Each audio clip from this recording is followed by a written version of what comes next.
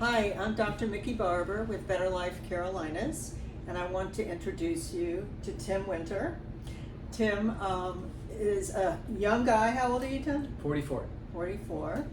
And he joined our practice just a few months ago and has had some interesting events. And I wanted him to tell you about it, particularly because I always say you're never too old or too young to get started on a preventative health program. So, Tim, maybe you can tell us how you landed with us and what's happened since. Sure. So last fall, a friend of mine was putting on an executive conference, coaching conference, and one of the doctors, Dr. Geyer, I believe, was there speaking, and he was talking about different things, peptides and all this interesting stuff. And one of my goals for this year was to kind of look more into my health. And so I was pestering my friend Adam about getting connected because he's also a patient and client here. And so he was able to get me connected at the beginning of this year, and that's kind of what opened the door to why I'm still here today. So when your initial interaction with us, we did a lot of testing, right? Asked a lot of questions, and overall, you were a pretty healthy guy, right? Yeah. I mean, I work out pretty often, play a lot of golf. I eat somewhat okay, to some degree, but for the most part, no real major issues or concerns that I knew about. Right, correct.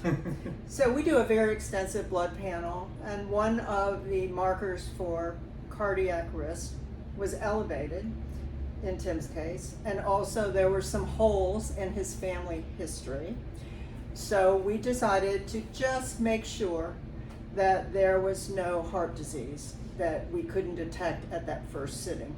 So we sent Tim to have what's called a coronary or cardiac CT angiogram, which he's going to tell you a little bit about that experience. But basically they shoot dye into a vein, and it's a high resolution CT scanner, so then they can look at the blood going through the vessels in the heart. And so that's where the adventure began. Yeah. And how was that procedure? Procedure was fine. I mean, it was in and out probably in 35-40 minutes. So we went to Roper up in Mount Pleasant that did the scan. The dye going in felt a little bit funny, but other than that, it was fine. And then they also gave me what's the medicine for the heart? The metoprolol, the something beta like, blocker. yeah. And that kind of gave me an instant headache. But other than that, it kind of went away, and it was a pretty easy procedure until you called me 3 hours later. Right.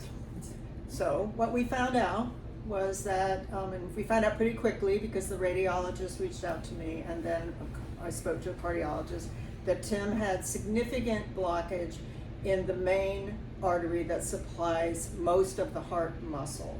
Some people call it the widowmaker for a very good reason.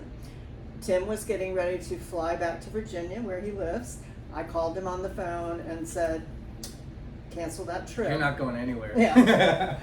So tell them, were you having any chest pain, anything going on? No chest pains, nothing that I know about. I mean, in April when we first did the test, I did a stress test. Correct. And passed that with flying colors and no issues, and so no real pain. The only thing that I did have is I was having some stomach issues, which we thought was something else, but that eventually went away once we got to the issue. But no signs, no symptoms, nothing.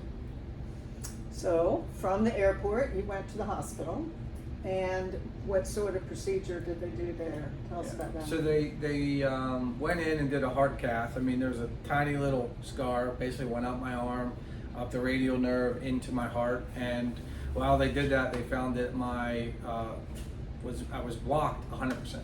100%, right. The cardiologist said not even a little drip of dye was getting through there. So what would have happened if we hadn't been on top of this? I would not be here today. You would not be here today. He was about to leave for a 2 or 3 week vacation in Europe. Yeah. And so now the take home is, number one, he's changed his diet a little bit, Yeah. right? You're on Exercise, some medication. Yep. Hopefully your stress level is better. Yeah. And I just wanted to talk about this because heart disease is a big part of my family history, and I just believe that we should be much more aggressive. I just want you to think about this. So the leading cause of death in this country is still cardiovascular disease, even though every other person is on a statin medication or some medication to control cholesterol. I think that's because by the time anyone starts being treated, they've already got significant disease.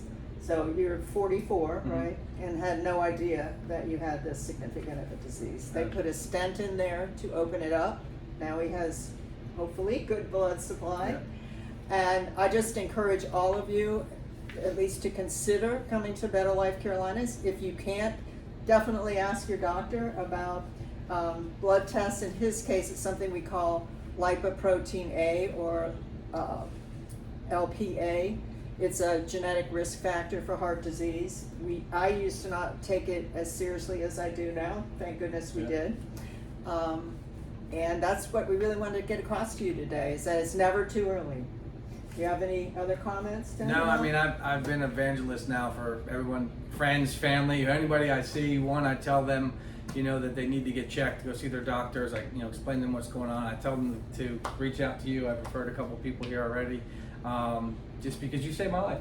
And, I wouldn't be here today. We wouldn't be doing having this conversation had I not been proactive, which is, how you run things here, to be proactive. And, so yeah, I'm an evangelist for everybody now to kind of get their heart checked and come speak with Dr. Barber.